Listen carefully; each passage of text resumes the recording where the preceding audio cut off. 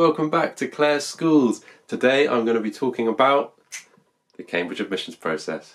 A few things to say just before we begin. The first is that this is intended to be a general overview of the process and introduction to it. Everything will be up to date as of today, but it may be a couple of details changed tomorrow, even next week, whenever it might be. The up-to-date resource that is kept always up to date is this website here with the full information you need about the admissions process, so please go and check out that website and don't just rely on me. Another thing to mention is that this is a Cambridge undergraduate admissions video. I'd be very happy to do a postgraduate admissions video if there is demand for it, but this for now is just an undergraduate admissions video. When it comes to undergraduate admissions, you apply to a specific college at Cambridge, one of the 29 undergraduate colleges. What that means is that as we go, whilst the broad admissions process is the same, there are some very slight variations between all the 29 different colleges dependent on subject. I'll be saying at those points when we have the sort of thing on screen that I'm going to have for you that it's difficult to generalise about this, and I'll direct you to the College of Your Choice's website. So the first little box right up there, right in the top left corner, says choose your course.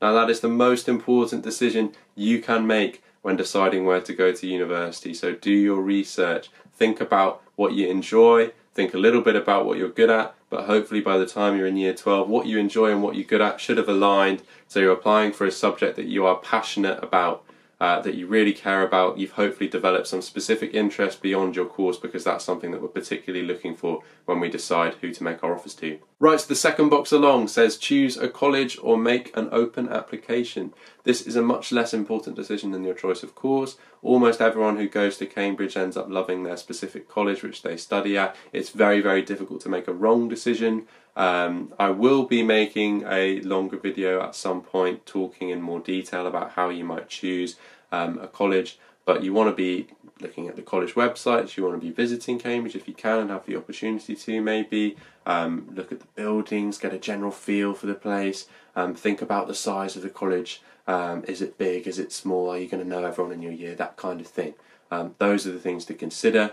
If you can't make a decision, you can make an open application. You are randomly then assigned a college, one of the 29 undergraduate colleges, and they then consider your application as if you had applied to that college originally and hadn't made an open application.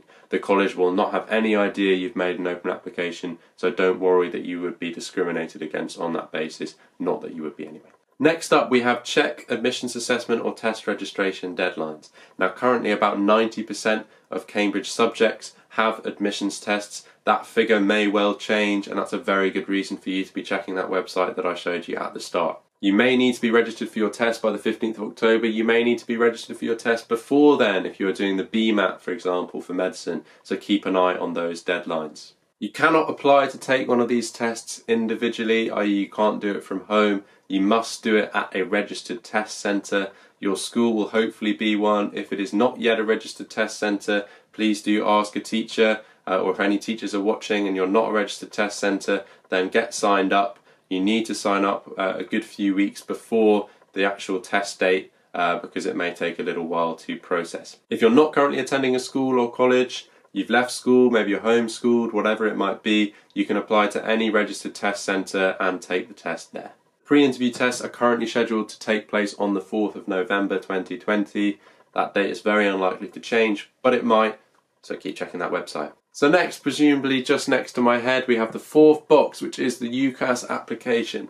UCAS applications are something that by now in year 12 you're sick to death of hearing about. You'll know what UCAS is. It's the body that communicates with the universities that you want to apply to on your behalf.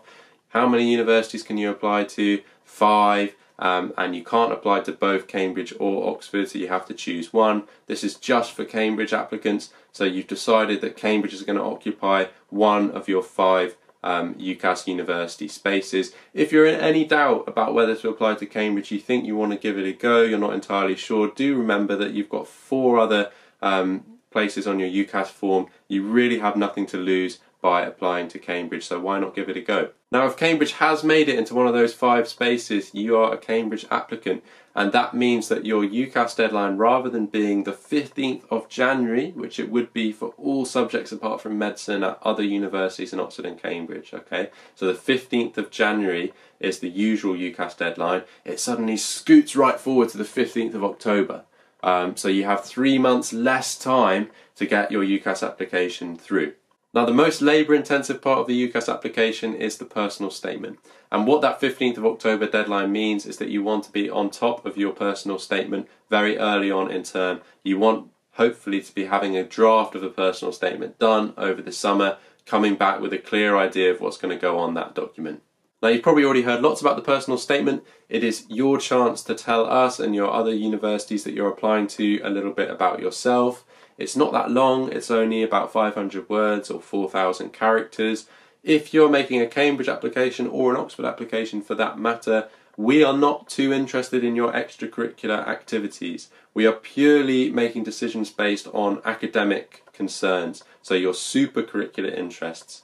Supercurricular means an extension to your subject and your work at school. So if you're working out what can go down on your personal statement, you have an extracurricular activity that you think might be useful, think about how relevant it is to your subject. If you can make it relevant convincingly, then it can go down on your personal statement. We'll be interested to see it. If you can't convincingly make it relevant, if you're applying to study natural sciences and you've got grade 8 on the piano or something like that, then maybe leave it out. The only way in which we are interested in extracurricular activities is that they show good time management. If you've also managed to get good grades and keep up your academic interests and you've also got grade 8 piano, then that looks good. But really we want to see maybe 1 or 2 sentences right at the end of the personal statement about that.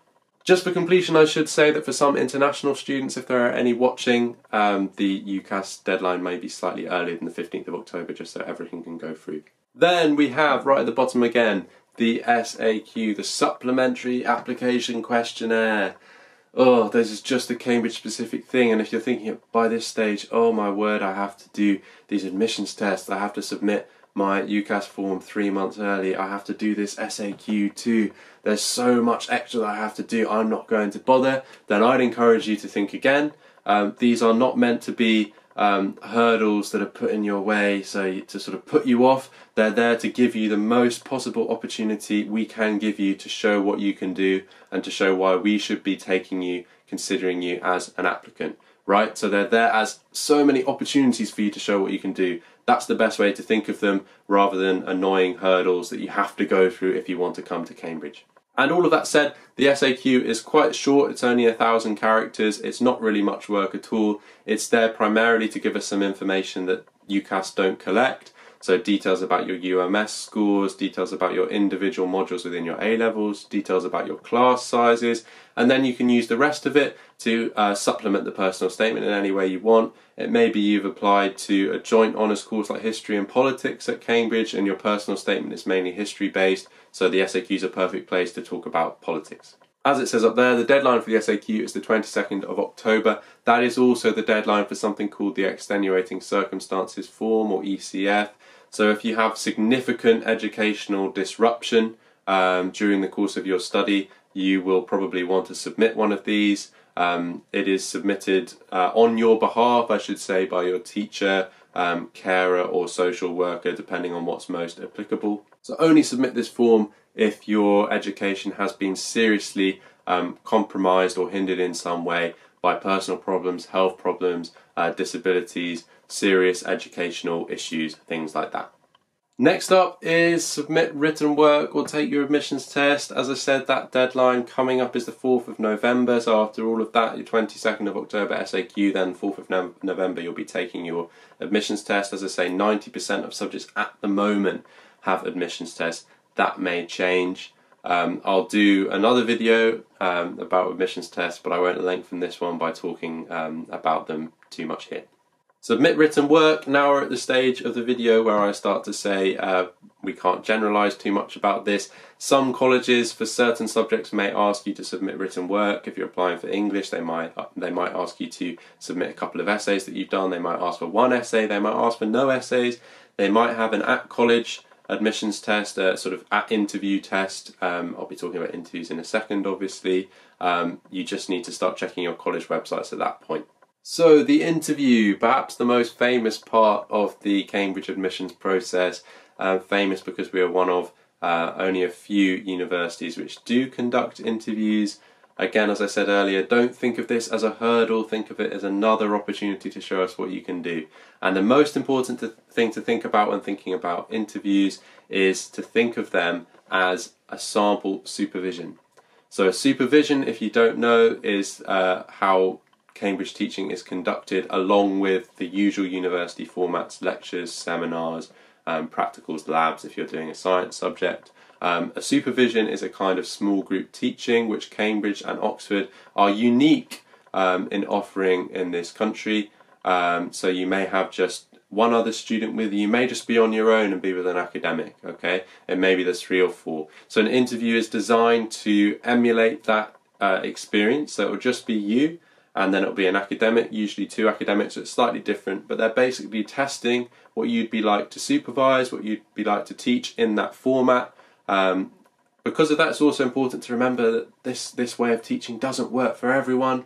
For both ways, it may be that you personally don't actually like being taught in that way, you don't respond well to it. So an interview is also testing that as well as kind of testing you, and hopefully that takes some of the pressure off you. Another thing that might take the pressure off you is to know something that's really, really important, is that all the things that we use to consider you are not taken in isolation, they're all taken together. It's a holistic approach. Okay, so the interview is not a kind of final hurdle that you've got to this stage, it's make or break. We have 10 people in 5 places, we take the 5 best interviews and discard the 5 worst interviews. It doesn't work like that at all.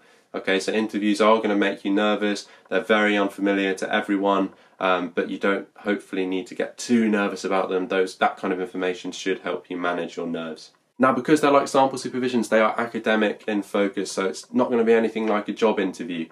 Right, you're not going to be asked to demonstrate one time that you've shown particular resourcefulness or whatever it might be. Okay, we're going to be giving you a problem if it's a science subject, a question to think about. Maybe we're giving you a poem if it's English, we're giving you a source if it's history, a case if it's law, that kind of thing.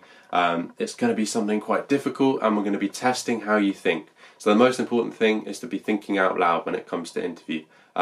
I could go on and on, I won't now, I will stop talking about interview because I'll do a separate video on them, okay? But that's it for now on the interview part of the application process. There was one more thing I wanted to say about interviews, is that they take place in the first 3 weeks of December. So if you are planning any absolutely unbreakable commitments around that time of year, keep them away from those 3 weeks of December, because we have so many people that all of the colleges interview, and everyone usually gets 2 interviews. It's hard to generalise again, but usually it's 2 interviews. It's really not possible for us to move those interviews around because of your commitments, no matter how important they may be, so try and keep them away from them. So finally, right down next to me here, you get your decision, and that comes through in January time. There are a few different outcomes obviously which can happen here, so I'll go through them. The first is that you get a straight acceptance from your college of choice and you get made an offer, which would be A star AA for arts and humanities degrees, A star A for science. Another possible outcome is that you may be made an offer by a college different to your original college of choice. That would happen because of something called the pool that we have in Cambridge, which exists to ensure fairness across the system, across all the 29 colleges. So it may be the case that in one particular year, one college, one subject at that college is very oversubscribed. The college has to turn away, can't take on loads of applicants who are good enough to get into Cambridge, but for some reason they couldn't take them at that college that year. They then go into something called the pool. All the other colleges come and look at the pool and can take you out of there and make you an offer. Now, a very small number may get a second interview, but in general you will be given an offer without a second interview. Of course, there is a rejection after interview. Please don't feel too down about that if you are rejected. 1 in 6 applicants get into Cambridge. It is very competitive.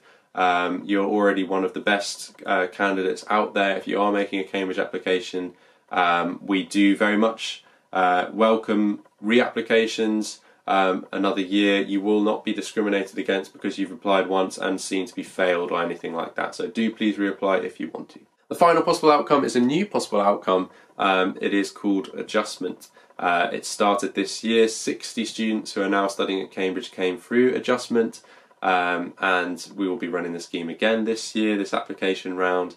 Now what adjustment means is that you may very narrowly miss out on an offer of a place, but you may be asked if you wish to participate in the adjustment scheme.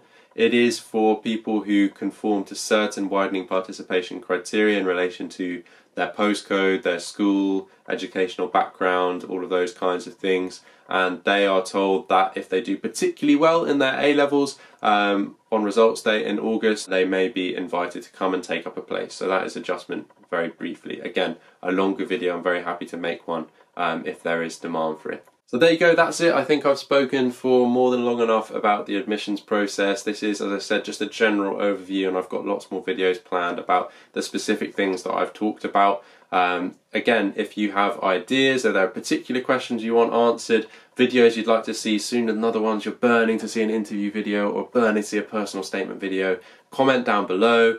In the meantime, please do subscribe. Hopefully a little subscribe button is going to pop up there. Subscribe down below too, that would be very nice, so we can reach as many people as possible through this channel. And take care and stay safe until the next video. See you soon.